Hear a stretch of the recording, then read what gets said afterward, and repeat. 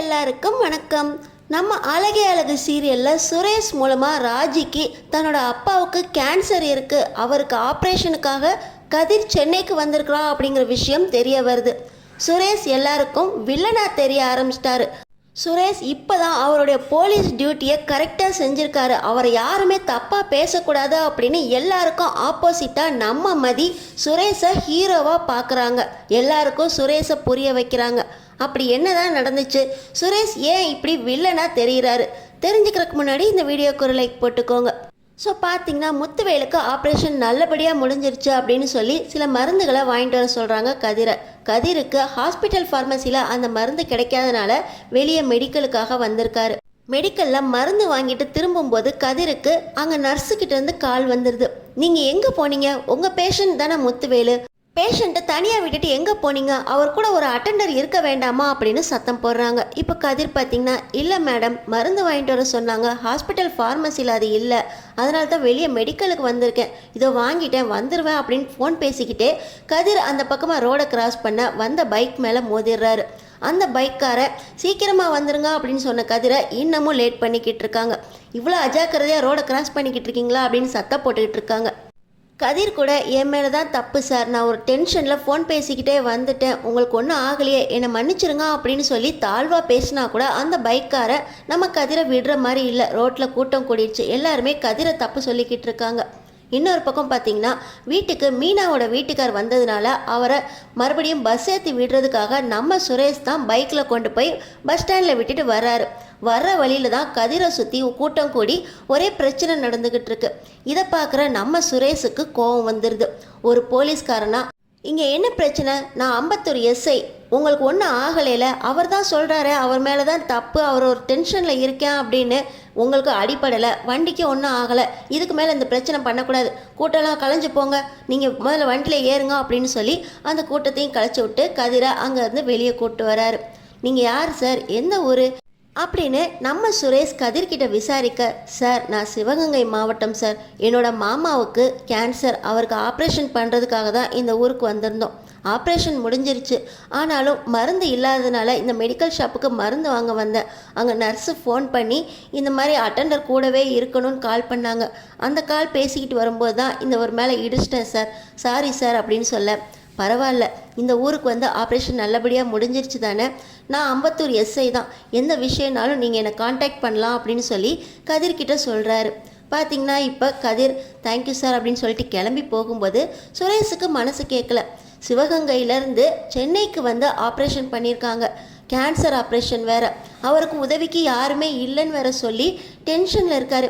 இவருக்கு நம்ம உதவி செய்யலாம், இப்போ அவர் ஹாஸ்பிட்டலுக்கு போகணுமே, நம்ம போய் ஹாஸ்பிட்டலில் இந்த வண்டியில் இறக்கி விட்டலாம் அப்படின்னு சொல்லி கதிரை வண்டியிலே ஏற்றிட்டு போகிறாரு நம்ம சுரேஷ். கதிர் கூட முதல்ல வேண்டாம் அப்படின்னு சொன்னாலும் ஹாஸ்பிட்டலில் மறுபடியும் கால் வருது, இங்கே முத்துவேலை பார்த்துக்கிறக்கு ஆள் இல்லை, அவருக்கு கூட ஒரு ஆள் இருக்கணும், அவருக்கு வாந்தியெல்லாம் வருது, அட்டெண்டர் கூட இருக்கணும், சீக்கிரம் வாங்க அப்படின்னு சொன்னதுனால ஹாஸ்பிட்டலில் ஏதோ அவசரம் போல், நீங்கள் இது வாங்க, நானே உங்களை ட்ராப் பண்ணிடுறேன் அப்படின்னு சொல்லி நம்ம சுரேஷ் அவரோட 2 வீலர்லேயே கதிரை ஏற்றிட்டு போகிறாரு. இன்னொரு பக்கம் பார்த்திங்கன்னா நம்ம அழகு மலரை அந்த ராஜலக்ஷ்மி பாடாப்படுத்துகிறாங்க. சாப்பாடு நைட் சாப்பாடு செஞ்சிட்டியா, ஏன் வெறும் சப்பாத்தியும் குருமாவும் மட்டும் வச்சுருக்க, வீட்டுக்கு விருந்தாளி வந்திருக்காங்கன்னு தெரியும்ல, கறி எடுத்துகிட்டு வந்து கறி குருமா வைக்கணும், வெளியே சாப்பிட்டு சாப்பிட்டு நாக்கெல்லாம் செத்து போச்சு, நைட்டுக்கு முட்டை கிரேவி செஞ்சுருக்கலாம்ல, இன்றைக்கி வெளியே சாப்பிட்டது மாமாவுக்கு அஜீர்ணம் ஆயிடுச்சு, அவங்களுக்கு சீரக கசாயம் இல்லை சோம்பு கசாயம் வச்சு கொண்டு வா, சுடு தண்ணி எடுத்துகிட்டு வா, காஃபிலாம் காலையிலேருந்து ஒழுங்காக குடிக்கவே இல்லை, ஒரு பெரிய கப்பில் எனக்கு ஒரு கப் காஃபியும் மாமாவுக்கு டீயும் போட்டுட்டு வா, நல்லா இஞ்சி பட்டை கிராம்பெல்லாம் போட்டு மசாலா டீ எடுத்துகிட்டு வா அப்படின்னு மாற்றி மாற்றி நம்ம அழகு மலரை வேலை வாங்கிக்கிட்டு இருக்காங்க. மலரே, மாமாவுக்கும் எனக்கும் கால்லாம் வலிக்குது, அந்த தைலத்தை எங்கே வச்ச, வீட்டுக்கு வந்தம்மா எல்லாத்தையும் வெளியே எடுத்து வச்சம்மா, மாத்திரை கொடுக்க மறந்துட்டியா, மாத்திரை எடுத்துட்டு வா அப்படின்னு மறுபடியும் மலரை கூப்பிட்டுக்கிட்டே இருக்க நம்ம மதிக்கு மறுபடியும் கோவம் வந்துடுது. நீங்கள் நைட் சாப்பாடு செய்ய சொல்லிட்டீங்க, காஃபி டீ சுடு தண்ணி அதுவும் செய்ய சொல்லிட்டீங்க, எல்லாம் செஞ்சுக்கிட்டு இருக்கும்போது கூட மறுபடியும் வந்து தைலமும் போட சொல்லிக்கிட்டு இருக்கீங்க, அவங்களுக்கு என்ன 10 கையாக இருக்குது, அவங்களும் எவ்வளோ தான் வேலை பார்ப்பாங்க, திரும்ப திரும்ப கூப்பிடுறீங்களே, அவங்களும் காலையிலேருந்து வெளியே என்ஜாய் பண்ணிட்டு வீட்டுக்கு வந்து அக்கடான்னு படுக்க விட மாட்டிங்களா அப்படின்னு நம்ம மதி மறுபடியும் அங்கே ராஜலக்ஷ்மி கிட்ட போய் கேட்க, பார்த்தீங்கன்னா கோமதி, நீ இவங்கள்ட்டலாம் நியாயம் பேசி எந்த நியாயமும் கிடைக்காதுமா அப்படின்னு பேசிக்கிட்டு இருக்காங்க. இல்லை, இவங்க எப்போ பாரு மலரை ஒரு வேலைக்காரி மாதிரி பார்க்குறாங்க அப்படின்னு நம்ம மலர் பேச இங்கே ராஜலட்சுமிக்கும் ராகவனுக்கும் கோவம் வந்துடுது. வயசானவங்கள மாமனார் மாமியாரை மருமகளை எப்படி கவனிச்சுக்கணும்னு அவளை பார்த்து கற்றுக்கோ. அவளே ஒன்றுமே பேசாமல் இருக்கா, நீ பாட்டு வாய் அடிச்சுக்கிட்டே இருக்க. உனக்கு வாய் ரொம்ப நீளமாக போச்சு.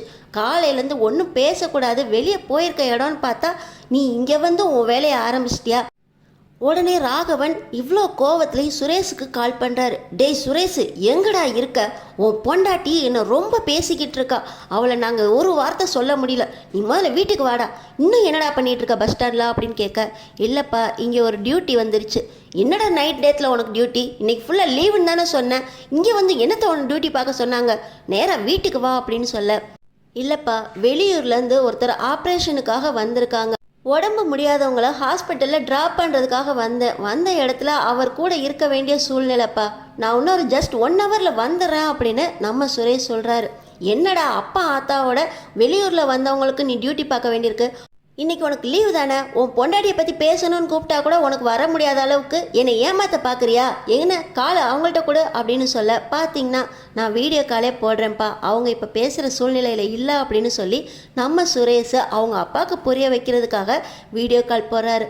ஹாஸ்பிட்டலில் சுரேஷ் இருக்கிறத பார்த்த உடனே, ஓன் டியூட்டி போலீஸ் ஸ்டேஷனில் தானடா, நீ என்னடா பண்ணுற ஹாஸ்பிட்டலில் அப்படின்னு சொல்லி ராகவன் ஃபோனை பார்த்து கத்திக்கிட்டு இருக்க. பார்த்திங்கன்னா நம்ம அழகுமதி பார்த்துட்றாங்க. நம்ம அழகுமதி கூடவே ராஜி, மீனா, கோமதி அப்படின்னு எல்லாருமே நிற்க, உன் பொண்டாட்டி பண்ண வேலையை பாரு, அம்மானு கூட பார்க்காம இன்னும் எடுத்தறிஞ்சு தான் பேசிக்கிட்டு இருக்கா.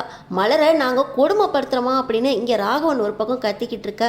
அப்பா நான் ஹாஸ்பிட்டலில் இருக்கேன்னு சொல்லிட்டேன், உங்களுக்கு காட்டவும் செஞ்சுட்டேன். இங்கே இருந்து அமைதியாக தான் இருக்கணும், சத்தம் போடக்கூடாது. நான் வீட்டுக்கு வந்து பிரச்சனையை பார்த்துக்கிறேன் அப்படின்னு சுரேஷ் அமைதியாக பேசிக்கிட்டு இருக்கும்போது அங்கே முத்துவேலுக்கு ட்ரீட்மெண்ட்டுக்காக ரொம்ப அவசரமாக திடீர்னு உள்ளே போகிறாங்க. அப்பா இங்கே ஒரு எமர்ஜென்சி, நான் போகணும் அப்படின்னு சொல்லி சுரேஷ் ஃபோனை திருப்பும்போது கதிர் அந்த ஃபோனில் பார்த்துடுறாங்க ராஜி. அத்தை சுரேஷ் அத்தான் கூட கதிர் கதிர் அப்படின்னு நம்ம ராஜி புலம்ப, என்னடி உனக்கு ஆச்சு? அவன் ஹாஸ்பிட்டலில் இருக்கேன்னு அவங்க அப்பா கிட்ட பேசிக்கிட்டு இருக்கான், நீ இங்கே கூட கதிர் கதிருங்கிற அப்படின்னு கோமதி கேட்க, இல்லை அத்தை நான் பார்த்தேன் அது கதிர் தான் அப்படின்னு சொல்லி ராஜி அடித்து சொல்ல, இப்போ பார்த்தீங்கன்னா மறுபடியும் ராகவன் கிட்ட, நீங்கள் சுரேஷுக்கு கால் பண்ணி கூட இருக்கிறது யாருக்கா உதவி செய்ய போகிறான்னு மட்டும் கேளுங்களேன் அப்படின்னு கோமதி சொல்கிறாங்க. அவன் தான் ஹாஸ்பிட்டலில் இருக்கேன்னு சொல்கிறானே, இப்போ எதுக்கு அதெல்லாம் கேட்கணும் அப்படின்னு ராகவன் கத்த, இதை மாதிரி செய்யுங்க அப்படின்னு சொல்லி நம்ம மதி சொல்கிறாங்க. உனக்கு வாய் ரொம்ப கூடி போச்சு, போன இடத்துல அவனை நான் எதுக்கோ கூப்பிட்டா நீ எதுக்கோ கூப்பிட சொல்லி ஆர்டர் போட்டுக்கிட்டு இருக்கா அப்படின்னு சொல்லி மறுபடியும் கால் பண்ண, பார்த்தீங்கன்னா நான் கதிருங்கிற ஒருத்தருக்காக கூட வந்திருக்கேன். அவரோட மாமாவுக்கு கேன்சர் ஆப்ரேஷனா அப்படின்னு நம்ம சுரேஷ் பார்த்திங்கன்னா அவங்க அப்பா கிட்ட சொல்ல, என்னது மாமாவுக்கு கேன்சர் ஆப்ரேஷனா? கதிர் தான் அத்தாது, எங்கள் அப்பாவுக்கு என்ன ஆச்சு அப்படின்னு பதறி துடிக்க, என்னடி சொல்கிற? கதிரும் முத்துவேலும் எப்படி ஒன்றாக முடியும் அப்படின்னு கோமதி தன்னோட அண்ணனை பற்றி யோசிக்க, எல்லாருமே ஹாஸ்பிட்டல் போகலாம் அத்தா அப்படின்னு நம்ம ராஜி அழுகுறாங்க. பார்த்திங்கன்னா ராகவனும் ராஜலக்ஷ்மியும் அவன் டியூட்டி விஷயமா போயிருக்கான், அது எந்த கதிரோ அப்படின்னு சொல்ல, இல்லை அத்தை டீட்டெயிலாக விசாரிக்கணும் அப்படின்னு சொல்லி மறுபடியும் ஃபோன் போடுறாங்க.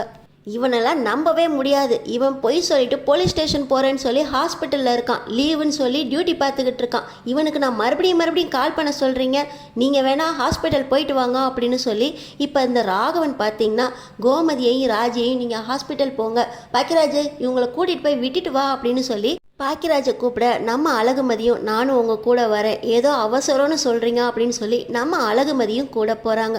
அங்கே ஹாஸ்பிட்டல் போய்க்கப்புறம் நம்ம சுரேஷ், எதுக்காக எல்லாரையும் இங்கே கூட்டிகிட்டு வந்திருக்க மதி, நீ வீட்டில் சும்மாவே இருக்க மாட்டியா, என்ன பிரச்சனை பண்ணா அப்படின்னு மதியை கத்துறாங்க.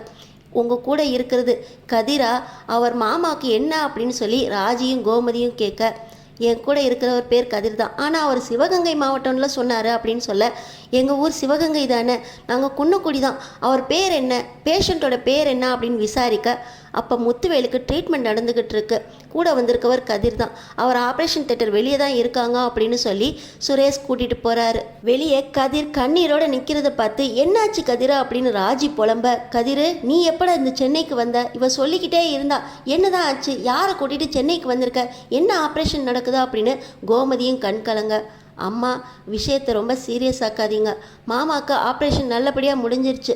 ஆனாலும் ஏதோ ஒரு கிரிட்டிக்கல் சுச்சுவேஷன் சொல்லி மறுபடியும் உள்ளே கூட்டிகிட்டு போயிருக்காங்க. சுரேஷ் தான் எனக்கு ஹெல்ப் பண்ணாரா அப்படின்னு சொல்லி கதிரும் கண் கலங்க. என்னடா எங்கள் அண்ணனை முத்துவேலுக்கு ஆப்ரேஷனா, அவருக்கு என்ன ஆச்சா அப்படின்னு கோமதியும் ராஜியும் கண் கலங்க. ராஜி கிட்ட அப்பாவுக்கு உடம்பு சரியில்லை, அந்த ட்ரீட்மெண்ட்டுக்கு தான் வந்திருக்கோம் அப்படின்னு கதிர் சமாளிக்க பார்க்குறாரு. சென்னை வரைக்கும் வந்து என்னடா ட்ரீட்மெண்ட் வேண்டி இருக்கு, எதடா மறைக்கிறீங்க, நீங்கள் 2 பேர் எப்படா ஒன்று சேர்ந்தீங்க அப்படின்னு கோமதியும் ராஜியும் கண் கலங்க. சுரேஷ் பார்த்திங்கன்னா இந்த விஷயம் ரொம்ப பெருசாக போகுதே, உங்களுக்கு அவர் சொந்தமா அப்படின்னு கேட்க, இவர் தான் என்னோட பையன், இவன் பேர் கதிர், ஆப்ரேஷன்னு சொன்னது இவளோட அப்பாவுக்கு தான் அப்படின்னு கோமதி எல்லா விஷயத்தையும் சொல்ல, மதி பார்த்திங்கன்னா விஷயம் ரொம்ப பெருசாக போகுது, நம்ம ஹெல்ப் பண்ணணும், உங்கள் அண்ணனையும் வர சொல்லுங்க அப்படின்னு சுரேஷ்கிட்ட சொல்ல, மதி இவர் ஆதரவே இல்லை, யாருமே இல்லாமல் தனியாக தான் ஆப்ரேஷனுக்கு வந்திருக்கேன்னு சொன்னார், இந்த விஷயம் யாருக்கும் தெரியக்கூடாதுன்னு சொன்னார். இப்போ என்னால் தான் இவங்களுக்கு தெரிஞ்சு போச்சு, இவங்களோட சொந்தக்காரங்க தான் இவங்கன்னு தெரிஞ்சு போச்சு, ஆறுதலுக்காக நம்ம குடும்பத்தையும் வர வைக்கணும்னு வேற சொல்லிக்கிட்டு இருக்க, எல்லாருக்கும் தெரிஞ்சால் இவருக்கு மன கஷ்டமாகாதா அப்படின்னு சொல்ல, குடும்பத்துக்கு தெரியாமல் என்னங்க விஷயம் இருக்குது, ஆப்ரேஷன் நல்லபடியாக முடிஞ்சிருச்சுன்னு சொன்னாங்கல்ல, கிரிட்டிக்கல் சுச்சுவேஷன், இந்த நேரத்தில் கூட யாருமே அவருக்கு பார்த்துக்கல, ஆறுதலுக்கு இல்லை அப்படின்னா அவங்களுக்கு மனசு தாங்குமா, நீங்கள் வீட்டுக்கு சொல்லுங்கள், குடும்பத்தை விட என்ன ஆறுதல் வேண்டி இருக்கா அப்படின்னு சொல்லி நம்ம மதி சுரேஷ்கிட்ட சொல்ல, இவர் போய் கதிர்கிட்ட கேட்குறார், நான் எல்லாரையும் வர சொல்லவா, ஆறுதலுக்காக இருக்கும், உங்களுக்கு உங்கள் உதவியாகவும் இருக்கும் அப்படின்னு சொல்லி சுரேஷ் கேட்க, உங்களால் தான் எல்லாமே, நீங்கள் எதுக்கு எல்லார்கிட்டையும் சொன்னீங்க, மாமா யாருக்குமே தெரியக்கூடாதுன்னு சொன்னார் அப்படின்னு சொல்லி சுரேஷை மேலே கோவப்படுறாரு கதிர். இப்போ கதிர்கிட்ட நம்ம அழகுமதி சுரேஷை பற்றி சொல்கிறாங்க. சுரேஷ் அவரோட போலீஸ் டியூட்டியை பார்த்துருக்காரு, உங்களுக்கு ஆறுதலாக இருக்குன்னு சொல்லி தான் இங்கே எல்லாரையுமே வர சொல்கிறேன்னு சொல்கிறாரு. முத்துவேலோட குடும்பத்துக்கும் ஒன்றுமே தெரியாதுன்னு சொல்கிறீங்க, அவங்க வீட்டுக்கு ஃபஸ்ட்டு இன்ஃபார்ம் பண்ணுங்கள், அவங்க மனைவிக்கு இந்த விஷயம் தெரிஞ்சால் தன்னோட கணவருக்கு கூட இருக்கிறது எந்த அளவுக்கு உதவியாக இருக்கும் அப்படின்னு அவங்களுக்கு தெரியும், அவங்க வரட்டும் அப்படின்னு சொல்ல, பார்த்தீங்கன்னா எல்லா விஷயமும் இப்போது வடிவுக்கு போகுது. வடிவு இந்த விஷயத்தை கேட்டோடனே மயக்கம் போட்டே விழுந்துடுறாங்க. வடிவு மூலமாக சக்திவேலுக்கு, குமாருக்கு, அம்மாச்சிக்கு எல்லாருக்கும் விஷயம் தெரிஞ்சு எல்லாருமே ஓடி வரணும் அப்படின்னு பதட்டப்படுறப்போ இந்த விஷயமும் பாண்டியன் குடும்பத்துக்கும் தெரியுது. பாண்டியன் வீட்டில் இருந்து எல்லாரும் எங்கடா போனீங்க அப்படின்னு விசாரிக்கிறப்ப தான் செந்தில் பஸ்ஸில் தான் இருக்காரு அப்படிங்கிற விஷயமும் தெரிய வர, டேய் நீ அங்கேயே இரு, நாங்கள் எல்லாரும் கிளம்பி வரோம் அப்படின்னு சொல்லி சக்திவேலு, குமார், வடிவு, அவங்க அம்மா அப்படின்னு எல்லாருமே பாண்டியன் குடும்பத்தோட கிளம்பி வராங்க. இந்த சக்திவேலுக்கும் குமாருக்கும் அவ்வளோ கோவம், இவ்வளோ பெரிய விஷயத்த அந்த கதிரை வச்சே சமாளிக்கலான்னு பார்த்துருக்கு. கதிர் இதை வச்சே நல்ல பேர்லாம் வாங்கி 10 லட்சம் ரூபாயை பிடுங்கியிருக்கான். இன்னும் எத்தனை லட்சமா அவங்க பேங்க்லேருந்து இவன் பேங்க்குக்கு மாறிச்சோ தெரியலையே. சொத்து வேணும் அப்படின்னு நினச்சா எல்லாத்தையும் இவன் கைக்கு மாற்றிடுவான் போலையே. கதிர் போயிட்டா இனிமேல் இந்த சொத்து நம்மளுக்கு தான் நினச்சா எல்லா சொத்தையும் இப்போ கதிராக பேஸ் பண்ண பார்க்குறானா. ராஜியோட சொத்தும் இல்லாமல் இப்போ மருத்துவ செலவுக்குன்னு எவ்வளோ பணத்தை பிடுங்கினானோ தெரியலையா அப்படின்னு இந்த சக்திவேலும் குமாரும் கதிரை அடித்து பெண்டை நிமித்தணும், முத்துவேலை ஹாஸ்பிட்டல்லேருந்தே திரும்பி வரக்கூடாது அப்படின்னு முத்துவேலை அங்கேயே வச்சு கொள்றதுக்காக பிளான் போடுறாங்க இந்த சக்திவேலும் குமாரும். இப்போ பார்த்தீங்கன்னா எல்லாருமே முத்துவேலோட ஆப்ரேஷன் தியேட்டருக்கு வெளியே வந்துடுறாங்க. கதிர் நம்ம சுரேஷ் மேலே ரொம்பவே கோவப்படுறாரு. எந்த விஷயம் யாருக்கும் தெரியாமல் நல்லபடியாக முடிச்சுட்டு ஒன்றுமே தெரியாத அளவுக்கு அவர் வீட்டுக்கு போகணுன்னு நினச்சாரோ அந்த விஷயத்த குடும்பத்துக்கே தெரிகிற மாதிரி பண்ணிட்டீங்க, உதவி பண்ணுறேன்னு சொல்லி இப்படி எல்லாருக்குமே தெரிய வச்சு நீங்கள் உபத்திரம் தான் பண்ணியிருக்கீங்க அப்படின்னு கதிர் நம்ம சுரேஷ் மேலே கோவப்பட, உங்களுக்கு இந்த விஷயம் இப்போ புரியாது, உடம்பு சரியில்லாதப்போ மற்றவங்களோட ஆறுதல் அவரை சீக்கிரமே குணமாக்கும் அப்படின்னு சொல்லி நம்ம மதி சுரேஷ்காக பேச, சுரேஷ் நம்ம மதியை ஆறுதலாக பார்க்குறாரு. ஹாஸ்பிட்டலுக்கு வந்திருக்கிற ராகவனும் ராஜலக்ஷ்மி இந்த மதி அங்கேருந்து கிளம்பி வரப்பே தெரியும் ஏதாவது பிரச்சனையை கிளப்புவான்னு, பாரு ஒன்றை தான் எல்லாரும் திட்டுறாங்க அப்படின்னு ராகவனும் ராஜலக்ஷ்மியும் பேச, இல்லைப்பா மதி சரியாக தான் பேசுகிறா அப்படின்னு நம்ம அழகுமதிக்காக சுரேஷ் பேச, எல்லாருக்கும் இப்போ நீ வில்லனாக தானே தெரிகிற, எல்லாத்துக்கும் காரணம் இந்த இவ தான், வீட்டுக்கு வந்திருக்கவ வாயை வச்சுட்டு சும்மா இருக்காமல் எல்லாத்தையும் கூட்டிகிட்டு வந்து ஹாஸ்பிட்டலில் உட்கார வச்சுருக்கா, எனக்கு அங்கே போயிட்டு வந்ததே காலெல்லாம் வலிக்குதா அப்படின்னு ராகவனும் ராஜலக்ஷ்மியும் புலம்ப. அடுத்தடுத்து என்ன நடக்க போகுதுன்னு தெரிஞ்சுக்கிறதுக்கு நம்ம சேனலை சப்ஸ்கிரைப் பண்ணி தொடர்ந்து பாருங்கள்.